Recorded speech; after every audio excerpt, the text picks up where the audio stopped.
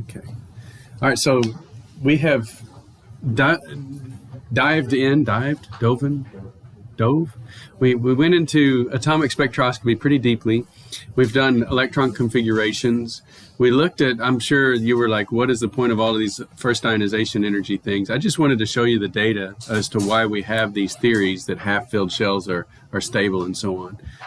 But mainly just supporting those electron configurations. And those are really needed for today. Today we're going to talk about term symbols. And so this is how we label those energy levels in atomic spectra. And they're related to the spins of the orbit and the spins of the electrons and how those couple together. Okay, so we have lots of little ideas surrounding these spin quantum numbers. And so in this NIST atomic spectra database, you can search for all the spectral lines of the different atoms. And we covered this. We got the Grotrian diagram for Mercury and the spectrum for Mercury. And we noticed that when we go to the lines output, we have this table of spectral lines. And we saw that these major lines in the spectrum are shown here. Oops, let's try this. That one's not too major, but this one is pretty strong here. And then this one is this line right there. And then we don't know this red one here in this table. We can't find that peak in this table because this table is for neutral mercury. Okay, and this line is from the mercury +1 ion. And so that's why as these lights heat up, they become less green-blue. They start out really cold green-blue, and then they start to get that red photon, and then they appear more white. So as they heat up, they begin to appear like a bright white light bulb. But if we look at this table, we see the electron configurations, which are kind of cumbersome. And sometimes you have the same configuration showing up in two different spectral lines. And so there's something else going on. And that's the difference between a configuration and a permutation. So let me try to write this down in the corner. So if we have carbon's electron configuration, so that's 1s2, 2s2, 2p2. Okay, that's the configuration. Electron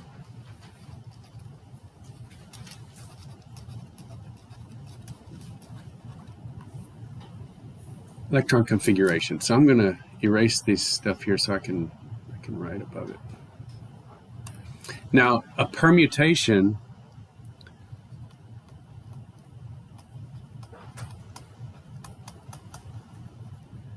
is all of the different ways you can come up with that configuration. So think about your 3p orbitals, right? We could have electrons in the first two orbitals. We could have electrons in the first and third. We could have electrons in the middle one and the last one. You see all of that? Those are permutations. It's still 2 electrons in the p subshell, but which p orbitals are those electrons in? Now you may say, but it doesn't matter, they're the same energy. Well, they're the same energy in the absence of an electric field or a magnetic field. And those electrons are little magnets. So, yes? Yes, it does. And so then you'd have the spin down ones, and then you'd have the spin ups and paired up and so on. So we could draw pictures of all of those and try to figure out how many different types of combinations there are. And then if an electron is spin up in an m sub l plus 1, then the total angular momentum is like 1.5. But if the electron opposes that, then it's just a half because it cancels half of the 1. And we could figure out from those permutations all the different types of total spins that we have. But we would be drawing all these little pictures.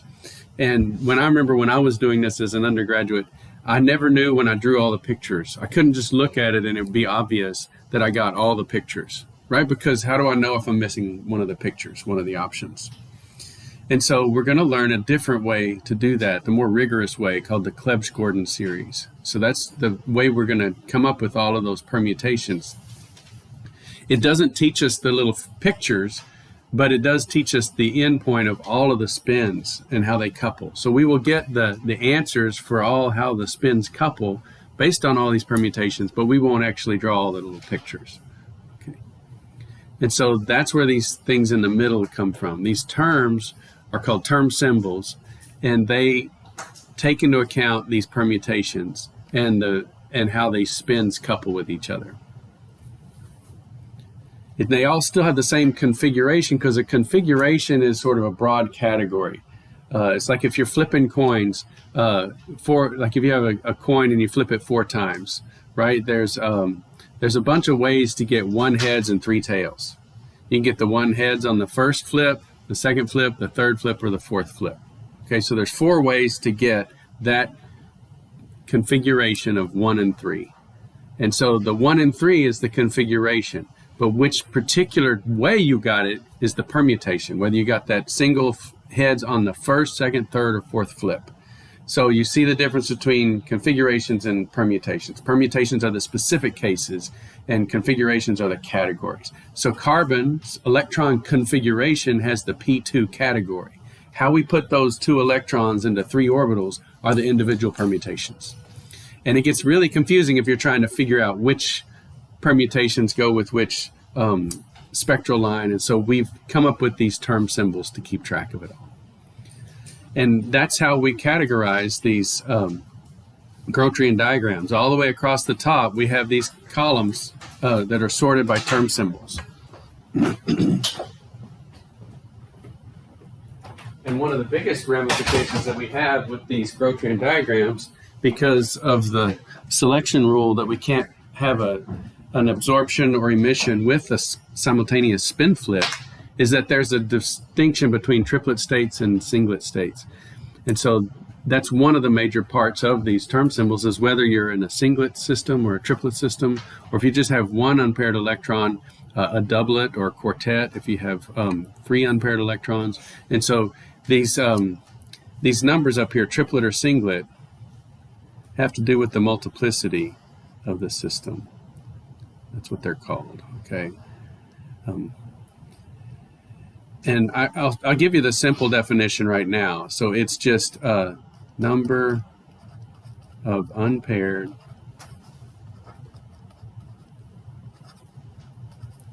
electrons plus 1.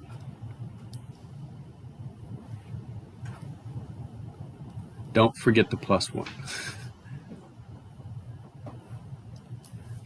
So the singlet means I have 0 unpaired electrons. Plus 1 gives you the singlet. So for a triplet, I have 2 electrons that are unpaired. So these are 2 spin-up electrons or spin-down electrons, and you add 1, you get the triplet. So it's just the number of unpaired electrons plus 1, that's the multiplicity. Okay. Now the way to get that, because the spin of an electron is 1/2, if that's the spin, we just say 2 times 1/2 plus 1. So this 2 times 1/2, or S, 2S plus 1, is the same thing, right? It's that S is the total spin of that atom. 2 times that plus 1 will give you the total number of unpaired electrons plus 1. So you can look at a triplet state and say, oh, okay, if I have a triplet, I know I have 2 unpaired electrons. If I have a singlet, I know all my electrons are paired up. If I have a bare electron by itself, so an odd number of electrons, I just have 1 unpaired electron, so that'd be a doublet. So you just add 1 to that.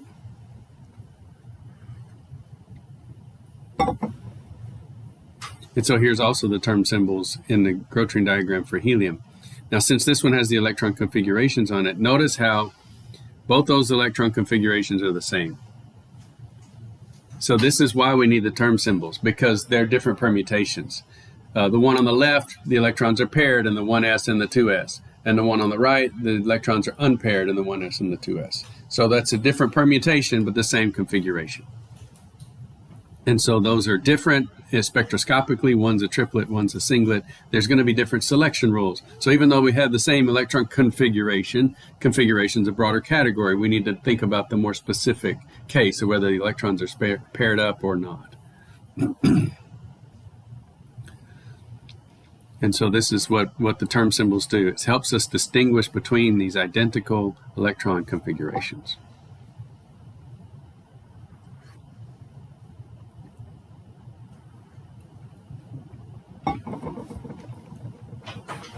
So here's some initial considerations before we start doing the term symbols. And I don't know if I just missed this statement when I was an undergrad, but I remember being totally confused by term symbols, and this was what was confusing to me. Is I had all of these electrons, like in that carbon, 1s2, 2s2, 2p2, and it was only the last two that we were worried about. Once you get a 1s2 and that's a completed subshell, it has no net angular momentum. All of the momentum is canceled out. And so when you complete the subshell, you've canceled out all of the various loose ends of angular momentum. And so you just ignore the 1s2, you ignore the 2s2. If it's a completed subshell, you just ignore all of that. It's the ones that are uncompleted that we're worried about, because we have some angular momentum and some unpaired spins, and we're looking at the total effect of all of those different spins. And so we're looking for the net effect of spin on the atom. And so if we have unfilled subshells, those are the ones we're looking at. And so the term symbols for the ground state atoms with fully filled subshells, like when I say like ground state helium, it's going to be that 1s2, fully filled. This is the term symbol for that. So when it's fully filled, it's a singlet S0. It does not matter, like in the case of neon, when you have a 2p6, that's a p orbital. And typically an electron in a p orbital would give you a p term. But because it's fully filled, everything's canceled out. And so you have an m sub l plus 1 and you have an m sub l minus 1. And so those m sub l numbers cancel out when there's electrons in them. And so the term for even a neon atom, when everything's filled up, is the singlet S0. So these do have term symbols. It's just they all have the same term symbol, singlet S0. Okay. So these are some major, I guess, foundational assumptions. Now let's go through this klepsgordon series. Now, isn't that a name? Klepsch? C-L-E-B-S-C-H.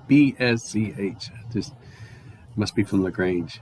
I used to always joke with my wife because the names in Lagrange have so many consonants and so few vowels. Okay, so L, capital L. So now this is case sensitive. Okay, it's so annoying, just like your passwords, right? So capital L is the total orbital angular momentum. So you might want to, highlight or underline that word total orbital, this orbital here. Because later there's going to be a total angular momentum quantum number. Okay, so orbital is important. The capital L is talking about the orbital that electron is in. And these are only electrons in unfilled subshells.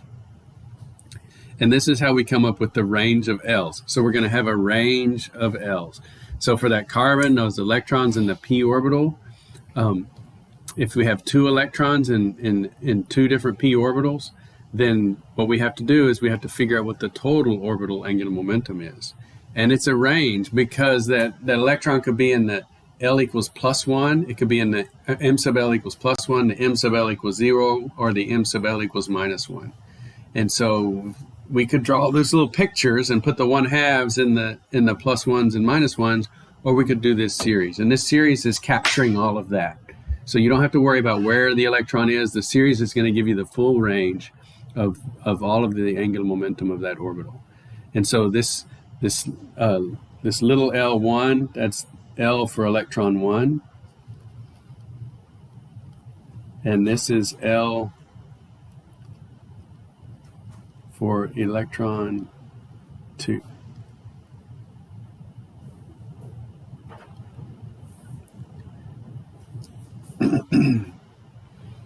And if we had a third electron, we would do this whole series, and then each term we would couple with the third electron. It gets so tedious, I don't ever ask you to do a 3-electron series, but that's how you would do it. Okay, so we're just going to go up to 2 electrons. That's enough for you to learn the basics of term symbols. But if you had a third and a fourth, it was really tedious. It takes a long time to do, because you build this series for each pair of electrons, and then you take each item in that series and pair it with a third electron, and then you create a longer series, and then you pair that with the fourth electron, and each one of those would have a min and a max, and items in between.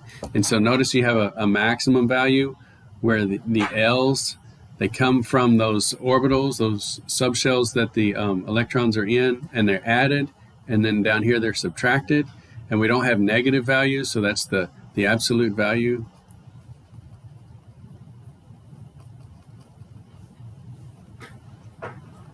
And so they're always positive. And then between the max and the min, we just drop by 1. And so we just go from 1 down from the max until we hit the min. And then that's the total set. So this is a set of L values.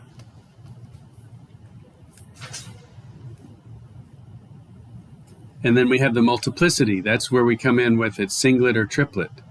And so we have the capital S is the set of the little s's. So the little s for electron 1 and little s for electron 2. And so these are the spins. So spin 1/2 and 1/2. So if we have 2 electrons, we would just assume they're both spin up. And then this series gives us all the combinations of spin up and both spin down and 1 spin up, 1 spin down. So that's what we're doing with the sets. We're not really having to worry about pictures of whether the arrow's up or down. We just do the mathematical sets and we get all of the answers. And then J is that total angular momentum quantum number. So notice why this difference here. This is the total orbital angular momentum quantum number, and this is just the total angular momentum quantum number, J. I didn't make up these terms, so don't fuss at me. Okay, so here's J, where you bring in this L here and this S here. They go into this J set.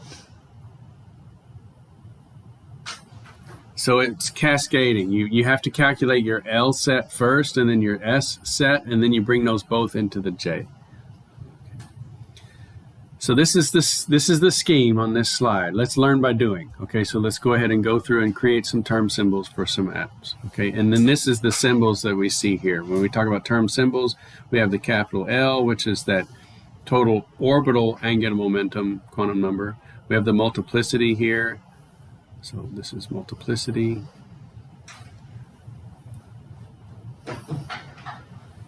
And then this J value here is a subscript down here. And we end up with these terms like this.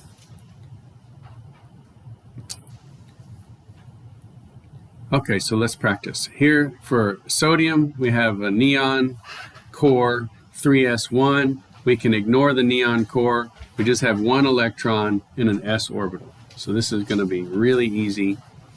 In fact, it's going to be so easy that it might be confusing because we have a mathematical set and the max and the min are the same number because we don't have 2 electrons.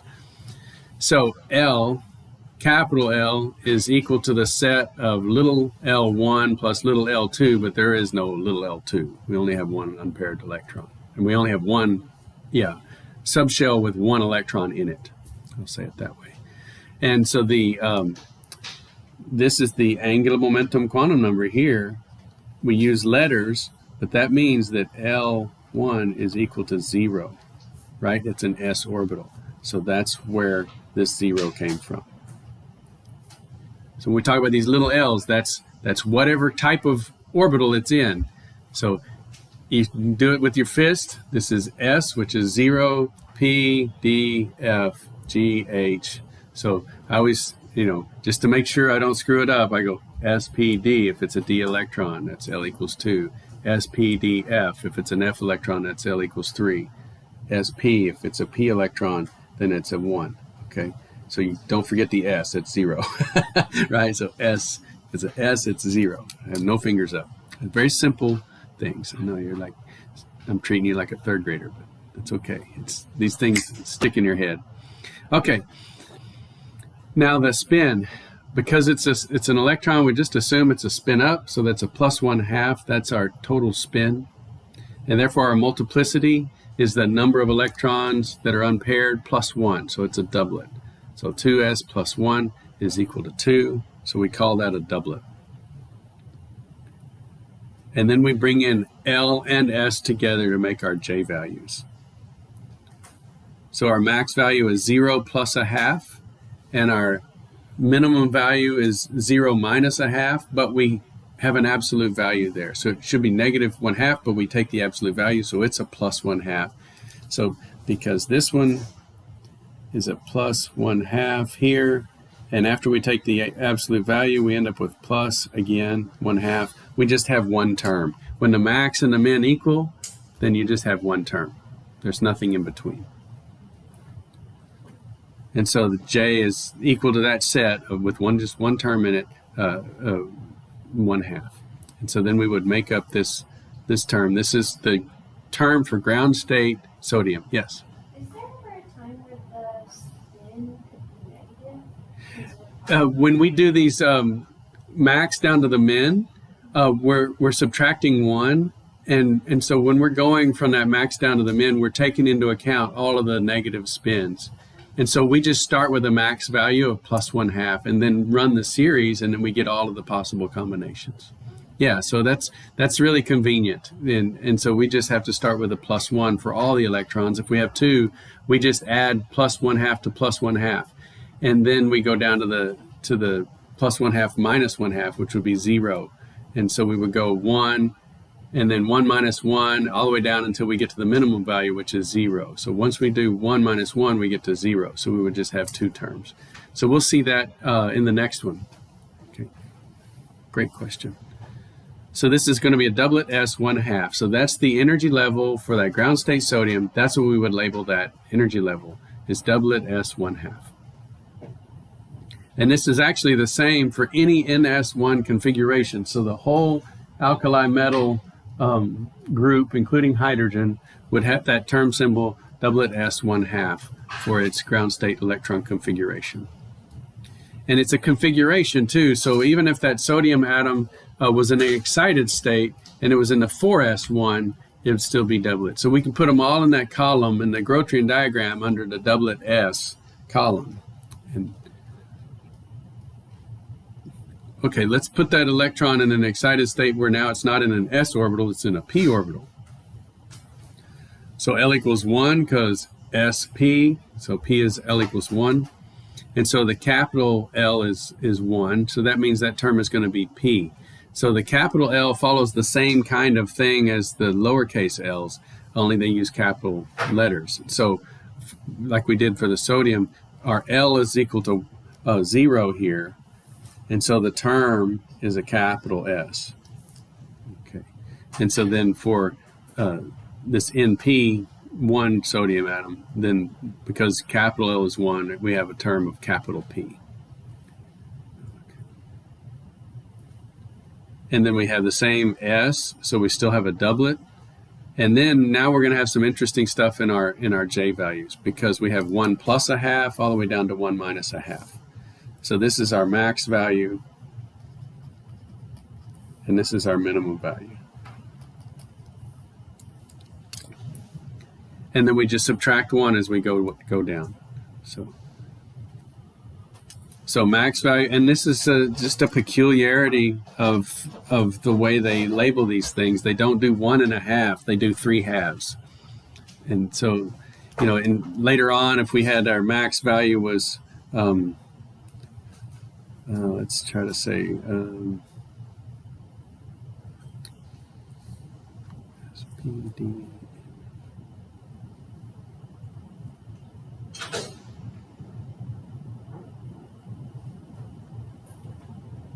Yeah, so if we had an electron in an f orbital, the max value of J would be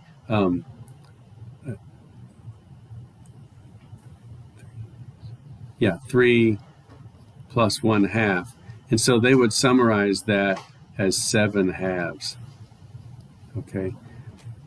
Well, we could subtract a lot down to, let's say our minimum value ended up to be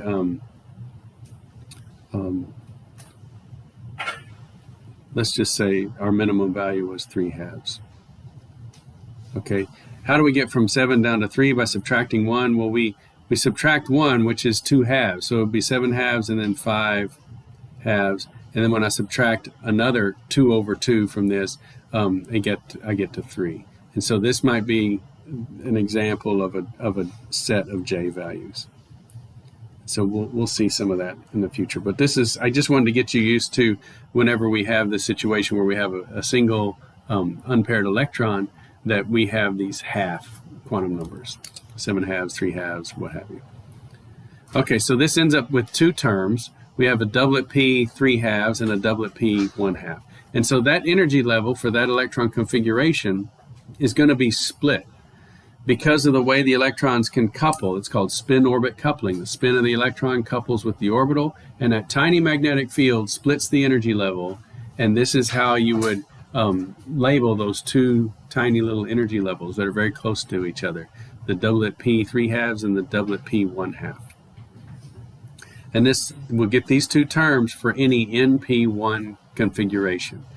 So if that was in a 4p or 6p or what have you, if you just have 1 electron in a p orbital, you get these 2 terms. That's really kind of nice, because I have sodium NP1 in the notes, and then say on an exam or some other homework assignment, you look up there and I'm giving you potassium, with the next electron in the p1. Or if we get to aluminum has a single p electron. And so we know then that ground state electron configuration for aluminum is going to be doublet p 3 halves and doublet p 1 half. Now there's too many terms to memorize, but some of these example cases where you just have 1 electron in an s orbital or 1 electron in a p orbital, you might, through familiarity and doing multiple problems, say, oh, I know this is going to be a doublet p 3 halves and 1 half. So where do we see this? If we look at the sodium line, we see 2 emission lines that are really closely spaced. And it's this spacing in those 2 energy levels between the doublet p 3 halves and 1 half is only 17 wave numbers. So it's not a huge difference in the energy levels. And that's why this is called hyperfine splitting. It's just some really closely split lines. If we look at that spectrum for sodium, we'll see a line at 589.16 nanometers and 589.76 nanometers. And if you'll, I'm not exactly sure.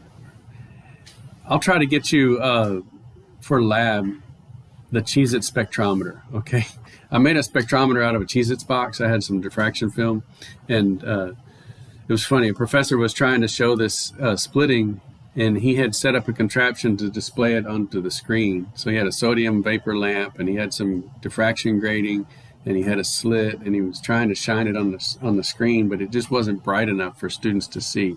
So he got frustrated, and he took all the diffraction grating and everything off of his lamp, and he threw it all in the trash. Well, I asked him what he was doing before he threw it all away, and he was telling me what he was doing. I was pretty excited about it, but then it didn't work for class, and then I saw that he threw this duct tape piece of diffraction film and everything in the trash, and I was like,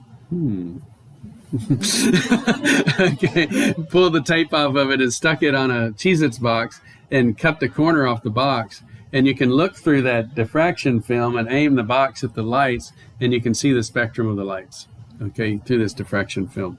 And I call it my Cheez-It spectrometer. And it's either in my lab or in my office. I need to go find it. But I'll bring it to lab and give it to your TAs, or put it in the lab room so that you can test it to see.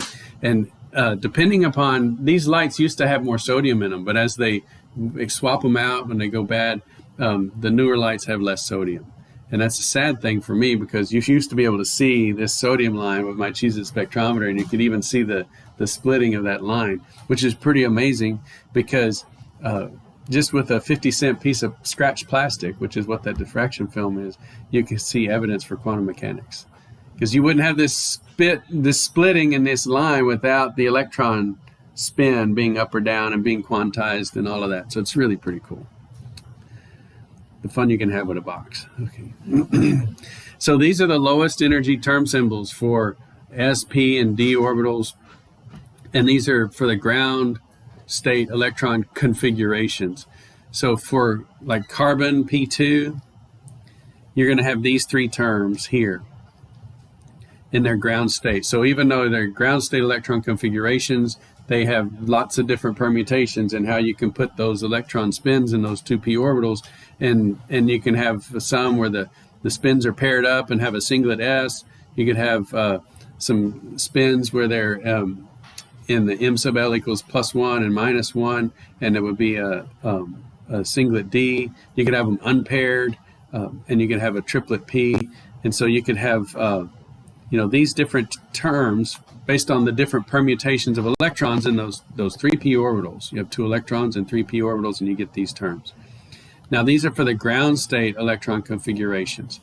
The klepsgordon series gives you also the excited state configurations. And so we're going to do carbon, and we're going to get way more than just these 3 terms.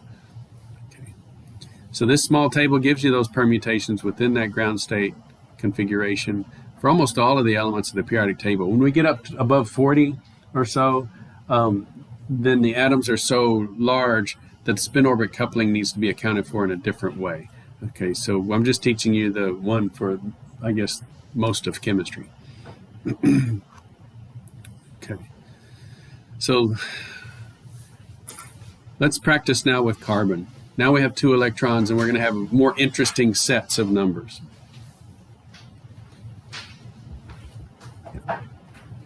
Okay, so we have 2 electrons. They're in p orbitals. Okay, we ignore the 2s electrons because that subshell's full. We ignore the helium core because that's full as well. So we're only dealing with those outer 2 electrons in the p orbitals. And so we set up our first series, which is that total orbital angular momentum. And so this again, these 1 and 1, this comes from the p orbitals. So we have electron 1 in a p orbital, we have electron 2 in a p orbital, we add those together, that's our max value of 2. Then we come down here, we have 1 minus 1, which is 0. So we're going to have a max of 2, a minimum of 0, and we're going to subtract 1 from 2 until we get down to 0. So that's where we get this max of 2, min of 0, and so if we subtract 2 minus 1 is the next term. Okay, 2 minus 2, all the way down until we get to the minimum term. Okay. And so we only have 3 terms. Once we subtract 1 from 2, we get to 1. We subtracted 1 again, and we're at our minimum. So we only have 3 terms, and that's going to be dp and s. So where did the dp and s come from? These are angular momentum quantum numbers of the orbitals. And so whenever we're dealing with orbitals, 0 is a s, 1 is a p, 2 is a d. So that's where dp and s come from. So those are going to be our letters for our term symbols. Then we have the multiplicity. So we have 2 electrons. So they can both be spin up, or one can be spin up and the other spin down. So we can have a triplet, or we can have a singlet. And so we're going to have s is equal to 1, which again, this would be plus 1/2 plus another 1/2. So that adds up to 1. So this piece gives us that one. And then plus 1/2 minus 1/2. So the difference between those gives us the 0. So that's our capital S, which is our spin quantum number. And then we do 2s plus 1. So this right here, the triplet is for when s equals 1, and the singlet was for when s equals 0.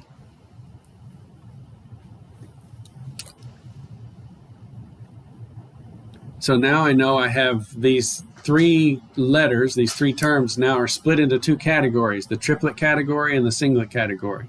So I have triplet D and a singlet D, triplet P and a singlet P, triplet S and a singlet S. So I have all 3 of those orbital angular momentums now split into triplet and singlet. Okay, and now we do the J values. Yes? I'm sorry. Where are we deriving the S from? So S1, S2, where is that derived? Again, for these 2 electrons. So we, Okay, so yeah, it's still focused on just those 2 electrons. Yeah, excellent. And so then this is the thing next. Okay, let me stop here and say, now we take each one of those letters, because each one of those letters has a particular S and a particular L. And so if we're going to make a J series and we have to add L and S, we got to pick an L and pick an S. So this is a nested problem for J. We pick one of these, like the triplet D, and we do L plus S down to L minus S. Then we pick the singlet D and do L plus S, L minus S. So now we have 6 problems to do. See how this gets tedious? Think about having 5 electrons. Then, in fact, let me go back just a little bit. Look down here. These are the terms you get for a D5. And this is just for the ground electron configuration. So something like chromium is ridiculous because it has an S1 half-filled S shell and a D5. So I don't want to do that. Yeah, I'll do NP2. That's fine. Okay, so now we pick a particular one. So start with the triplet D. L equals 2, S equals 1. Now this is the giveaway problem. I'm going to ask this question on the test. You know, if you're given a particular term symbol, like a triplet D, can you tell me what L is? Can you tell me what S is? Okay, so that's easy points. I mean, this problem is pretty long. So if I ask you individual questions about each of these term symbols, you ought to be able to get those. That's 3 points here, 3 points there. So if you get any kind of term, doesn't matter how crazy that term is, you should be able to look at the letter and get the L. You know, if it's a D, I go, okay, S, P, D, L equals 2. Okay, so I can do that. I should see you on the test, you know, doing this business. Okay, and then if I'm looking at a triplet, that 3 is equal to, so 3 is equal to 2S plus 1. So solve for S. Yeah, so you just triplet or singlet, or if it's a doublet, or maybe it's a quartet, okay? And you've got 3 unpaired electrons, you know, so you should be able to figure out what S is given that spin. Okay, so now for that, I've got L, I've got S, and so it's L plus S goes down to L minus S, so I put those numbers in here, and so I have 2 plus 1 going down to 2 minus 1, and they can't be negative. Sometimes you might have you know, that the L is less than S, and so it looks like you would get a negative number, but don't forget this absolute value, okay?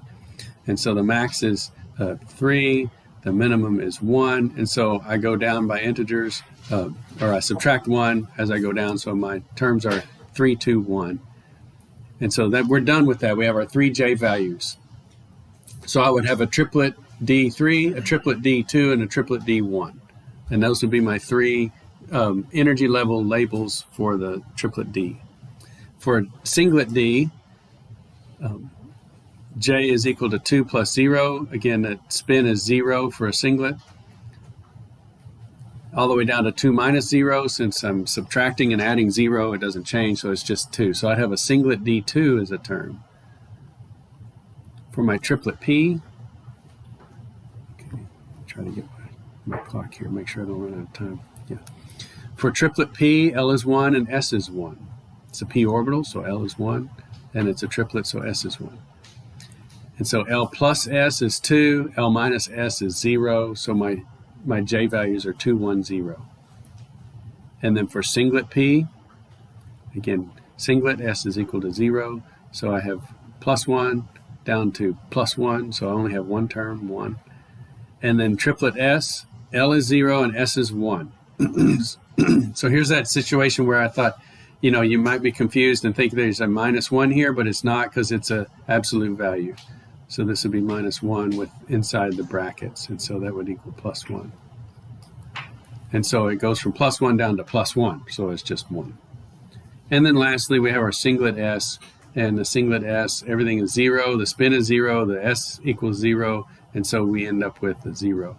So these are all of the terms that I have for not just the ground electron configuration for carbon, but also the excited state configuration for carbon.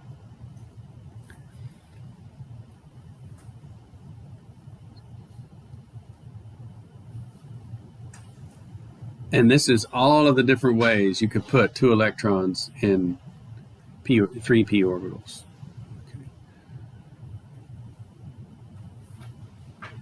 And what's different between the ground state and the excited state? You know, if I have a ground state carbon and I have the 2p orbitals here, and the m sub L numbers are equal to 1, 0, and minus 1. Up here I might have a 3p set of orbitals. M sub L equals 1, 0, and minus 1. In the ground state configuration, I cannot put another spin up electron in this M sub L equals 1 orbital, can I? Okay, but if I have an excited state carbon, I can. So here I can put a spin up electron in this M sub L equals 1 orbital and a spin up electron in this M sub L equals 1 orbital, and that's a new situation. And so that's where these triplet P2 comes from. Okay, it's a triplet, they're unpaired, and I have the electron in a +1, an orbital with +1 angular momentum. And so that's really a high spin state. And so you can't have that with the ground state carbon, but you can have that with the excited state carbon. So that's why we get more terms when we allow excited state permutations. Now let's look at the levels table again for carbon. And so we see the ground state electron configuration, the 2p2, only had those 3 terms in it. Singlet S, singlet D, and triplet P. But then when we add in the excited states, we have 2p, 3p, and now we can have some more terms like I was showing you. Okay, and so these excited states will have that P2 configuration as well, only now because we have a 2p and a 3p, we can have more spin states than we could in the ground state carbon. Okay, and the klepsgordon series produced all of these. We saw, we saw the triplet D terms here. So here's the triplet D. Here's our J values, 3, 2, and 1. And that's the cool thing. Here's the energy levels for all of those. And so there's not much energy difference, okay, between these terms, or between these different J values. But there is some, and that's how we would explain the spectroscopy, is we would have a transition from, say, the triplet D2 down to the triplet, or say triplet P3 down to the triplet D3 or D2, and so we would have changes in J quantum number, changes in L quantum number, changes in, we don't have changes with the absorption or emission in this multiplicity, but we do have changes in J, changes in L. So it's not that complicated if you follow the klepsgordon series, but it's tedious for sure.